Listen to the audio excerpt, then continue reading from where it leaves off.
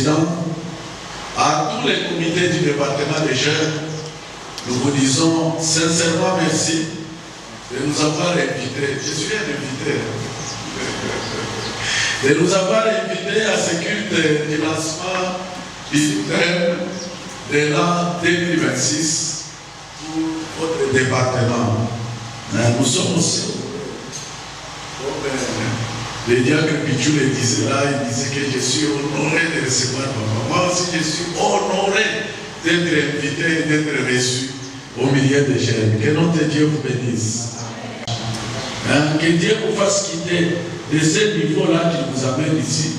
Que vous montiez encore, que vous montiez encore, que vous montiez encore davantage. Amen. Gloire au Seigneur. Alors ça, c'est notre thème. Ce sous-thème-là, croître en sagesse, en stature et en grâce. Croître en sagesse, en stature et en grâce. Le verset qui est sous-tend, c'est Luc 2, 52. Alors, je me suis dit, j'introduis, mais je n'enseigne pas. Je vais seulement exhorter. Parce que c'est un sous-thème riche. Vous pouvez prendre tout simplement le verbe croître, ça peut vous prendre beaucoup de temps. Si vous prenez le mot sagesse, ça peut vous prendre aussi beaucoup de temps. Quand je dis le temps, c'est-à-dire que ça peut vous prendre des mois. Si vous prenez stature, ça peut vous prendre aussi beaucoup de temps. La grâce, n'en parlons pas. Ça peut vous prendre des années. Alors c'est de ce que j'ai dit, nous allons tout simplement exhorter et prendre ce qui est nécessaire et important dans ces sous-thèmes. Mais pour cela, j'aimerais, pour que nous puissions très bien comprendre les choses, nous prenons Luc 2, nous allons lire à partir du verset 40 et nous allons arriver jusqu'au verset 52. C'est-à-dire d'un enfant moderne. La vie d'un enfant exemplaire. C'est ce que je tire de tout ce dont nous venons de lire là-bas. Et en lisant tout ça, j'ai à peu près 7 points que je tire de ça. J'ai dit que je n'enseigne pas, je ne vais pas analyser tous ces 7 points. Peut-être qu'il y aura un temps, plus tard, où nous pourrons revenir. Mais pour aujourd'hui, je ne vais seulement exhorter, mais je vous cite les 7 points que j'ai pu épingler dans la lecture que nous venons de faire. Premier point, c'est l'enfant grandissait. Il grandissait comment? Il grandissait physiquement, en sagesse et spirituellement. Donc l'enfant grandissait physiquement, en sagesse et spirituellement. Deuxième point que j'ai tiré du passage de la portion des Écritures que nous venons de lire, c'est la grâce de Dieu était sur lui. Troisièmement, il était obéissant ou bien soumis à ses parents. Il était obéissant ou soumis à ses parents. Quatrième point, il célébrait la parole. Cinquièmement, il aimait la maison de Dieu. Il aimait la maison de Dieu. Sixièmement, il lisait la parole de Dieu. Et septièmement, il savait que Dieu était son Père. Alléluia. Je ne sais pas, je suis allé vite. Oui. Je reprends les mots de 7 points. Le Seigneur Jésus-Christ, quand vous commencez bien l'enfant là au chapitre 2, vous allez voir que l'enfant Jésus a été présenté au temple, au 8e jour. Et là au temple, ses parents avaient trouvé Siméon et Anne qui ont prophétisé sur l'enfant, qui ont parlé beaucoup de choses sur l'enfant. Siméon a même dit que cet enfant est destiné à amener la chute de plusieurs et le relèvement aussi de beaucoup. Il y a aussi Anne qui a dit beaucoup de choses sur elle. Je ne vais pas entrer en détail sur Siméon et sur Anne, mais c'était des gens qui attendaient l'avènement du Seigneur. Maintenant, après cela, l'enfant était entre les mains de ses parents. Et cet enfant-là était en train de grandir.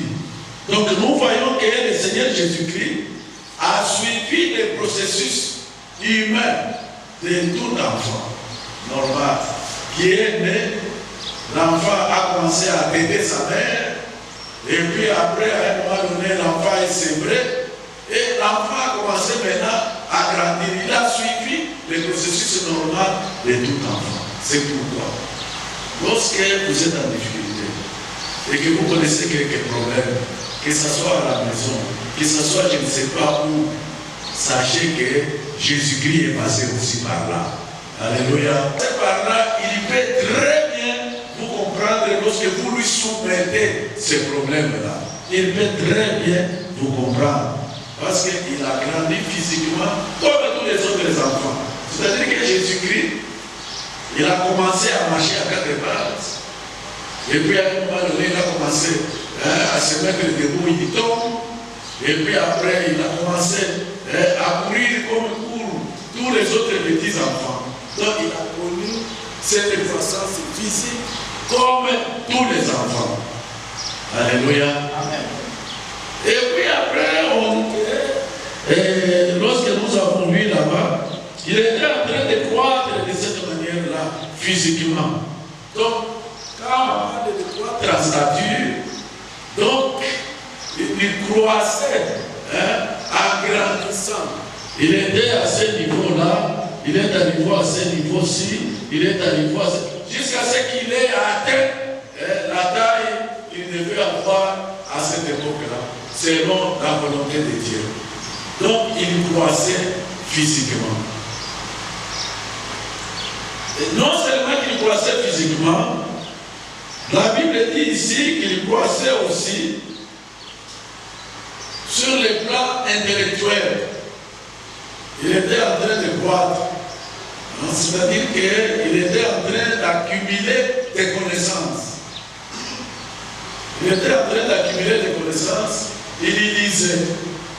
Il apprenait les Saintes Écritures. Quand on parlait de Jésus-Christ et même de ses apôtres, des fois, comment ils connaissent ces choses? Ces gens qui n'ont pas étudié. Non. Cela ne veut pas dire que ces gens-là n'ont pas appris comment lire et écrire. En Israël, à cette époque, c'était même obligatoire que tout enfant apprenne à écrire et à lire et à écrire. Donc, il savait. Mais quand il parlait de ces gens sans instruction, c'est-à-dire qu'ils n'ont pas poussé très loin leurs études en théologie, ils n'ont pas été au pied des grands rabbins, des grands docteurs, comme c'était le cas de Gamaliel. C'est ainsi qu'on considérait tous les autres comme étant des gens sans instruction. Mais pour lire, Jésus disait, n'est-ce pas que même dans la synagogue, on vous dit qu'on lui a donné des livres du prophète Esaïe, et il a lu, et ces jours-là, il avait dit que cette portion des Écritures que vous venez d'entendre vient de s'accomplir. Ce qu'il disait, il savait lire, il savait écrire. Alléluia. Et on dit qu'il était aussi rempli de sagesse. La sagesse, c'est quoi? C'est que non seulement il méritait ses Écritures, il connaissait les Écritures, il pouvait même peut-être, à cette époque-là, des orientaux, il mémorisait les Écritures, mais il mettait en pratique les connaissances qu'il accumulait. Il mettait ça en pratique. Donc quand on parle de quelqu'un qui est sage, c'est quelqu'un qui connaît quelque chose, et puis ce qu'il connaît là, il le met aussi en pratique. Alléluia. Donc il grandissait également en sagesse. Et spirituellement, on voyait que la grâce de Dieu reposait sur lui. La grâce de Dieu reposait sur lui. Lorsqu'il parlait, on sentait toujours que ses paroles sortaient avec grâce. Il ne parlait pas comme parlaient les scribes. Il ne parlait pas comme parlait des pharisiens. Parce que lorsqu'il parlait, non seulement ses paroles étaient assaisonnées de grâce, mais il parlait avec puissance et autorité. Et on savait que c'était différent. Même ceux qui l'écoutaient, il y avait des femmes qui lançaient des cris, qui disaient « Heureuse est ma mère qui m'a aidé ». Et lui, il répondait toujours « Heureux sont ceux qui écoutaient cette parole ». Alléluia. Amen. Donc c'est quelqu'un qui parlait avec grâce et qui parlait avec puissance et autorité. Voilà comment était Jésus-Christ. Nous rentrons ici, il dit, où la parole dit qu'il était en train de croître en sagesse, en stature et en grâce. Donc il continuait à croître de cette manière-là. Jésus, nous voyons que quand vous prenez le récit de Luc là, vous allez voir que après les 12 ans quand il est allé à Jérusalem, vous allez voir que le récit de Luc s'arrête à 12 ans. De 12 à 30 ans, lorsqu'il a commencé son ministère public, c'est comme silence radio. On ne dit rien sur lui. Alors Jésus-Christ était en train de croître. Et puis il arrive maintenant à 12 ans. Lorsqu'il est arrivé à 12 ans, ses parents allaient chaque année à Jérusalem à la période de la Pâque. Nous avons lu avec vous, lorsque nous avons lu 40, je crois que c'est le verset 41, qui dit que chaque année, les parents de Jésus montaient à Jérusalem. Maintenant, à 12 ans, Jésus était en train de croître. Et dans tous les domaines, que ce soit sur le plan physique, que ce soit sur le plan intellectuel, que ce soit sur le plan spirituel, il était en train de croître. Et il appliquait même ce qu'il apprenait intellectuellement, il appliquait dans la vie. Donc on voyait que c'était quelqu'un qui était plein de sagesse. Et qui puisait la grâce de Dieu reposer sur lui. Maintenant, à 12 ans, il monte avec ses parents à Jérusalem. Il monte avec ses parents à Jérusalem à l'époque de la célébration de la Pâque. Parce que c'était obligatoire que tout le monde monte à Jérusalem à cette époque-là, comme il y avait 3 grandes fêtes. Et pendant ces grandes fêtes-là, les gens montaient à Jérusalem. Jésus, lui, vivait avec ses parents à Nazareth. C'est pourquoi on l'appelle même Nazaréen. Nazareth, c'est l'une des villes de la Galilée. Mais le temple de Dieu était à Jérusalem, à la cité de David, dans la capitale. C'est là qu'il se trouvait le temple. Et c'était obligatoire, même ceux qui n'étaient pas en Judée, même ceux qui étaient en dehors de la Judée, comme eux, ils vivaient en Galilée. Même ceux qui étaient dans d'autres contrées, dans d'autres pays où il y avait des colonies juives. Pendant ces fêtes-là, ils montaient à Jérusalem. Maintenant, ses parents qui étaient pieux, c'était une famille de personnes pieuses. Ils montent à Jérusalem. Et ils montent avec Jésus-Christ. Il y avait encore 12 ans. Et ici, je vous dis que chaque enfant à 12 ans, en Israël là-bas, atteignait ce qu'on appelait, ce qu'ils appelaient en hébreu le bar mitzvah. C'est-à-dire qu'il devenait le fils de la loi.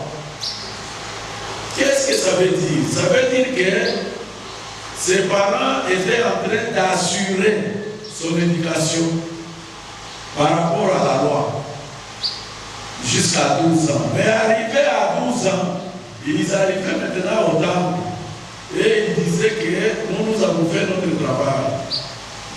Nous l'avons éduqué jusqu'à 12 ans. Et au bout de 12 ans, l'enfant pouvait maintenant se débrouiller, même si on ne l'envoie pas au pied d'un grand docteur pour apprendre davantage. Mais l'enfant pouvait maintenant lui-même se débrouiller. C'est ce qu'ils appelaient des barbismes. Et nous pensons que ses parents, ce n'est pas écrit, mais ses parents devaient faire ça avec lui. Il devait remercier le Seigneur et dire que voilà, nous avons fait un grand travail jusqu'à 12 ans avec cet enfant. Maintenant, il connaît les rudiments de la loi. Il peut maintenant se débrouiller avec ce que nous lui avons donné comme rudiment. Mais c'est là maintenant qu'il y a un incident qui s'était passé. J'appelle ça incident parce que quand vous lisez la Bible, vous allez voir que Marie a laissé même son indignation éclater. Elle a dit que ton père et moi, nous te cherchions, nous ne pouvons pas trouver. Pourquoi nous as-tu fait ça? C'est qu'elle n'était pas contente, n'est-ce pas? Elle n'était pas contente de ce que Jésus-Christ avait fait. Maintenant, lorsqu'ils sont arrivés là-bas, les jours de la fête étaient terminés, quand ils sont rentrés, Jésus n'était pas dans les groupes et dans les convois. C'est après avoir fait une journée de marche qu'ils se sont rendus compte qu'il n'était pas là. Alors, ils ont cherché partout, ils ont vu que non, il n'était pas là. Et comment? Où est-ce qu'il est parti? Comment on ne le voit pas? Bon, les gens peuvent dire que, bon, eux aussi ont usé de négligence. Mais comment l'enfant avec qui ils sont venus, il faut même toute une journée de marche, ils ne le voient pas. C'est après une journée, parce qu'après une journée de marche, vous pouvez faire déjà 30-40 km. Que vous vous rendez compte qu'il n'est pas là. Il faut savoir qu'à cette époque-là, les gens, les pèlerins, voyageaient en convoi. Quand on voyageait en convoi, c'était comment? C'est-à-dire qu'on prenait des enfants, on les mettait devant. Et même qui conduisaient ces caravanes-là, se mettaient devant et puis on mettait les enfants d'un certain âge et ils se suivaient comme ça jusqu'à ce qu'on arrive aux grandes personnes et les vieillards étaient derrière. Parce que les vieillards pouvaient peut-être se fatiguer, ils restaient, on nous avançait, on venait, on les récupère, on avance avec eux. Petit à petit, c'est de cette manière-là qu'on avançait. Alors pour eux, ils pensaient que Jésus était avec les enfants de son âge, il était dans les convois devant. Mais ils ont quand même eu le temps de vérifier ça. Et peut-être qu'eux-mêmes, ses frères étaient là. On avait constaté que ses frères étaient là, mais lui n'était pas là. Ou peut-être que ce sont ces jeunes frères qui sont venus dire à leurs parents, ça ce n'est pas écrit, nous sommes en train de réfléchir. À leurs parents que, voilà, nous ne voyons pas notre grand frère Jésus, on ne le voit pas. Bon, Jésus avait ses grands frères. On peut aller dans la Bible, et plutôt avec ses petits frères. Nous pouvons aller dans la Bible. Parce que je vous ai dit que à partir de cet incident-là, à partir de 12 ans, quand vous prenez les reçus de Luc, vous allez voir qu'on ne parle plus rien sur Jésus-Christ. Mais nous savons qu'il était quand même dans une famille nombreuse. Et nous savons les...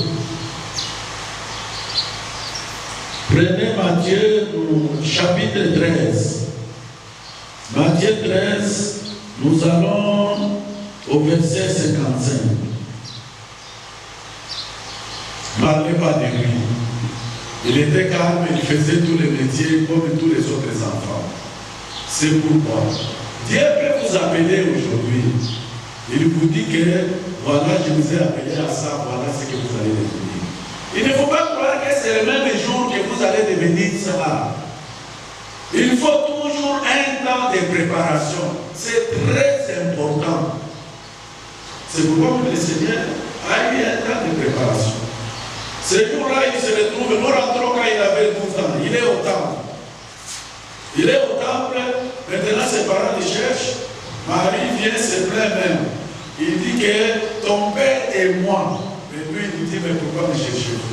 Ne saviez-vous pas que je devais m'occuper des affaires de mon père? Marie dit, ton père et moi. Mais lui, il dit, ne saviez-vous pas que je devais m'occuper des affaires de mon père? Donc Jésus savait très bien qu'il était fils de Dieu, il était Dieu, il le savait. Mais il fallait qu'il passe par tous les processus. Hein, pour qu'un jour, il puisse faire, comme il était pleinement homme et pleinement Dieu, il fallait qu'il passe par tous les processus de croissance, hein, par tous les processus de croissance physique, de croissance intellectuelle, de croissance en sagesse, hein, de croissance intellectuelle. Il fallait qu'il passe par tous ces processus-là, mais il savait qu'il était fils de Dieu. Et après avoir parlé, ainsi, après avoir donné cette réponse qui nous est rapportée à sa mère, on dit qu'il leur était soumis. Et ils sont rentrés ensemble à Nazareth. Donc, Jésus-Christ, c'est un enfant modèle, un enfant exemplaire. Lui, le créateur de toutes choses, il n'a pas dit ce jour-là à Marie, non, je crois que c'est assez. Hein, j'étais soumis, j'étais tout ceci. Maintenant, là, je commence déjà. Marie, ma mère, toi, tu ne sais pas que l'ange est venu te dire que tu auras un enfant qui va être ça et ça. Et puis quand je suis né, n'est-ce pas que les anges ont chanté, sont venus, même les bergers sont venus te voir. Est-ce que toutes ces choses-là, tu ne sais pas? Lorsque tu m'avais présenté au temple, tu n'as pas entendu ce que Siméon et Anne ont dit. Il ne lui a pas rappelé toutes ces choses-là. On disait que sa mère gardait toutes ces choses-là dans son cœur. Et dans son cœur. Et puis, il est resté soumis, il est rentré avec eux. Donc, bien aimé, vous pouvez être plus intelligent que vos parents. Vous pouvez connaître beaucoup de choses plus que vos parents. Mais les parents restent vos parents. Alléluia. Amen. Ça peut être vos parents biologiques, comme ça peut être vos parents spirituels. Les parents restent toujours des parents. Et nous avons toujours prié pour que vous qui êtes nos enfants, vous puissiez dépasser ce que nous connaissons, au niveau où nous sommes. Que Dieu vous donne beaucoup. C'est la joie de tout parent de voir son fils aller plus loin que lui. C'est pourquoi il ne faut pas, parce que vous voyez que vos parents n'agissent pas comme vous commencez à vous moquer, à aller là-bas et tout ça. Non, Jésus-Christ était soumis à ses parents. Pourtant, lui, le créateur de l'univers. Alléluia. Avec eux, et il est arrivé à Jérusalem, c'est pourquoi je est plutôt à Nazareth. Mais ses parents l'ont trouvé dans les temps. C'est pourquoi nous disons qu'il aimait les temps. Il aimait les temps, mais ils l'ont trouvé en train de discuter avec les notaires de la loi. Les notaires de la loi, c'était les savants de l'époque. Des gens qui connaissaient très bien les Écritures, qui les interprétaient et qui enseignaient les Écritures. Mais lui, il était en train de discuter avec eux, de leur poser des questions. Et quand ses parents l'ont trouvé, on ne l'a pas présenté comme étant les génies spirituels qui connaissent beaucoup de choses. Non, il était assis à sa place comme tout enfant qui veut apprendre auprès de ses maîtres. Mais nous voyons qu'eux aussi lui posaient des questions, parce que c'est ce que la Bible dit. Quand on dit qu'ils étaient étonnés de son intelligence et de ses réponses, c'est qu'à lui aussi on posait des questions. Les notaires de la loi là, à qui lui posait des questions, et aussi lui répondaient peut-être par des questions. À cette époque-là, ce qui s'est passé, il y avait des formes d'apprendre des choses que nous ne pas calme. On ne dit rien sur Jésus-Christ. Certainement qu'il y a des choses qui s'est passées, mais on ne dit rien sur lui. Même quand il faisait des métiers de charpentier, là, on ne sait pas de quelle manière il les faisait. Comme on disait qu'il était rempli de sagesse. Nous ne savons pas comment il faisait, mais on ne dit rien sur lui jusqu'à ce qu'il se présente maintenant publiquement. Alléluia. Et même sa présentation publique là, il y a quelqu'un qui l'avait présenté avant, c'était Jean-Baptiste. Lorsqu'il était en train de baptiser les gens, lorsque Jésus-Christ est venu, Jean-Baptiste l'a présenté auprès des gens. C'est pourquoi, bien aimé dans le Seigneur, soyons reconnaissants. Il y a toujours dans notre vie quelqu'un qui a fait que quelque part nous puissions devenir ce que nous sommes. Il ne faut pas oublier, Il y a même des gens qui disent, même dans un prophète, dans un dicton, qu'on ne jette pas la salive sur la main qui t'a nourri. Soyons reconnaissants. Il ne faut pas toujours brandir les mauvaises choses que les gens t'ont faites. Si on t'a fait du mal quelque part, priez pour la personne qui t'a fait du mal, afin qu'il change.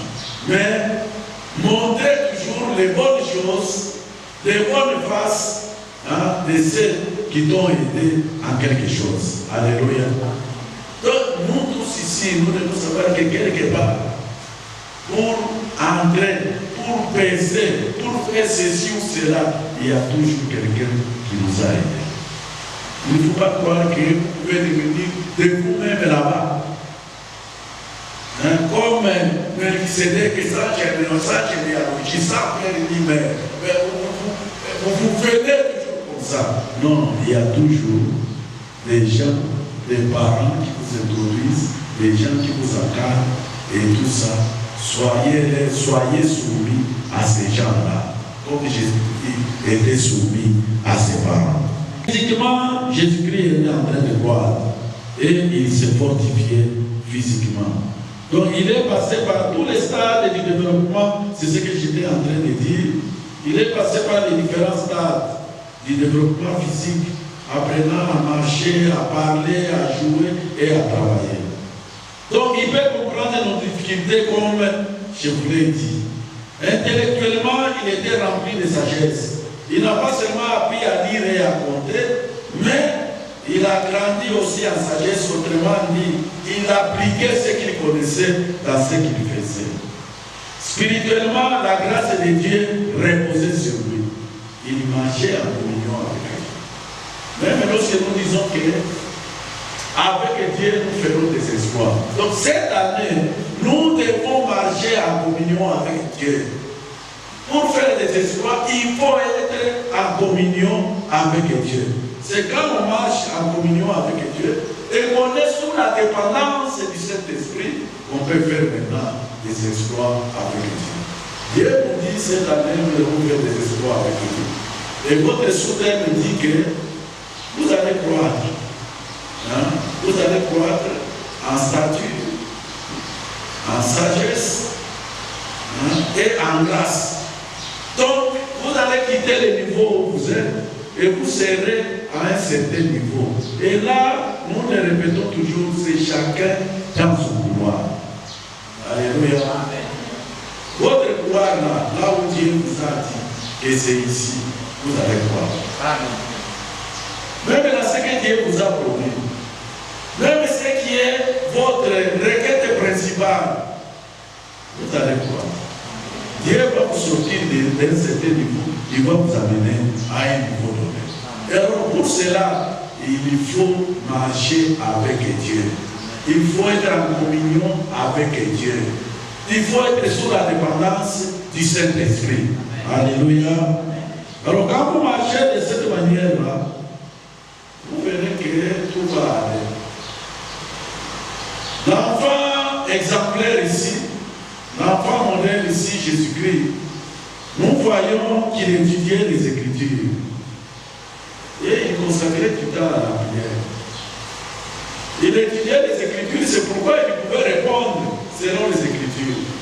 Même lorsqu'il devait commencer son ministère, il est là, le diable vient l'étendre. Si tu es fils de Dieu, fais ceci. Si tu es fils de Dieu, il répondait aussi par les Écritures. En disant, le diable dit, il est écrit. Oui, il dit aussi, il est écrit. Pourquoi? C'est parce qu'il étudiait les Écritures. Ne passez pas beaucoup de temps avec les téléphones Android, lisez les Écritures. Alléluia.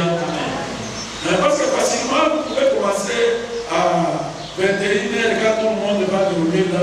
Vous aussi, vous allez sur votre lit. On voit que vous avez même mis les draps là au-dessus. Mais à l'intérieur, là, vous avez votre téléphone. Et vous pouvez aller avec ce téléphone-là jusqu'à 1h, 2h du matin. Là, je vous ai dit qu'un enfant juif, à 12 ans, il a terminé son bar mitzvah. Et à 12 ans, un enfant juif pouvait se débrouiller lui-même.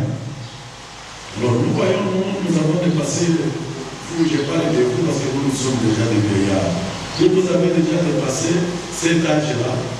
C'est que non seulement vous avez dépassé votre barbisme, vous êtes devenus les enfants de la loi. Donc vous devez normalement connaître très bien les Écritures à l'âge où vous êtes. C'est pourquoi je vous encourage à lire davantage afin que vous puissiez croître davantage.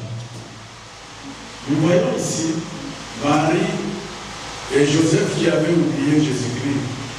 Je disais que nous pouvons même les blâmer. Comment ils ont pu faire une telle erreur. Mais nous aussi, nous oublions des fois Jésus-Christ. Nous oublions des fois Jésus-Christ. Lorsque nous tombons dans les péchés, nous commettons des choses qui ne sont pas bonnes. Alors s'il y a ce genre de choses qui vous sont arrivées, ça bloque même votre croissance. Le péché, c'est un grand ralentisseur de la croissance. Le péché, ça ralentit même votre projet. Le péché ralentit même votre bénédiction.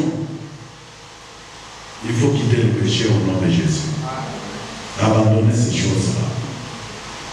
Rentrez là où vous êtes tombé, là où vous avez oublié,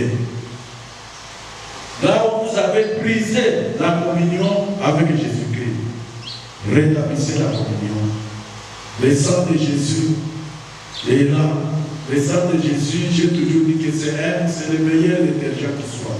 Vous lavez vos habits avec du savon, c'est bon, mais le sang de Jésus lave, purifie, sanctifie. Et là, vous devenez plus blanc que neige. Et vous pouvez vous avancer vers le trône de votre Père en l'appelant Abba Père. Et il vous écoute. Mais quand vous faites ça, il faut prendre la décision de ne plus revenir sur ça. Mais d'avancer maintenant, d'aller de l'avant avec Dieu. Il ne faut pas aujourd'hui, vous venez de faire, demain vous revenez sur les mêmes choses et vous dites que non, il a tout coupé. Il n'a pas non. Alléluia. Alors Jésus était en train de croître. Il était en train de croître dans tous les domaines. Il croissait dans tous les domaines et même ses parents qui vivaient avec lui étaient étonnés de le trouver au milieu des gens âgés qui étaient en train de discuter avec lui. Et lorsque vous continuez avec ce passage-là, vous voyez que Jésus leur était soumis. Et il est rentré avec son père et sa mère. Et votre verset là, le verset de Luc 52, ce verset là dépeint l'authentique humanité et le développement normal du Seigneur Jésus-Christ. Si je peux me répéter, sur le plan intellectuel, il croissait en sagesse. Sur le plan physique, il croissait en stature. Sur le plan spirituel, il croissait en sagesse devant Dieu. Sur le plan social aussi, il croissait en grâce devant les hommes. C'est que Jésus-Christ avait l'approbation de Dieu, il avait aussi l'approbation des hommes. Tout ce qu'il faisait était admirable. Et les gens étaient en train de louer sa façon de faire. Alors comme il est notre modèle, il faut que nous aussi, nous puissions croître de cette manière-là. Grandir de cette manière-là. En allant toujours de l'avant, nous ne devons pas toujours commencer à chanter seulement il faut qu'on vive ça, qu'on voie ça, qu'on constate ça. Alléluia. Ça ne doit pas être des slogans. Ça ne doit pas être des slogans. Et nous vous disons qu'il y a beaucoup de choses que vous allez faire. Moi, je ne cesse jamais de répéter que c'est parmi vous où il y aura des pasteurs de cette assemblée dans les années qui viennent. Même si Dieu nous donnait beaucoup d'années, même si nous faisons 100 ans, si Jésus-Christ ne vient pas prendre son église, c'est qu'un jour, nous allons quitter ce corps, n'est-ce pas? Il croissait. Et il croissait normalement dans son adolescence jusqu'à ce qu'il est arrivé à prendre maintenant, à se présenter maintenant physiquement et publiquement, puisse continuer avec son ministère. Croître en stature, en grâce, en sagesse, c'est ça ce que vous devez être, ce que vous devez faire cette année. Personne ne va connaître les statu quo. Tous vous allez croître au nom de Jésus. Et vous allez quitter les stars pour vous élever à la gloire de notre Dieu. Que notre Dieu vous bénisse. Nous nous arrêtons là-bas aujourd'hui et nous nous inclinons.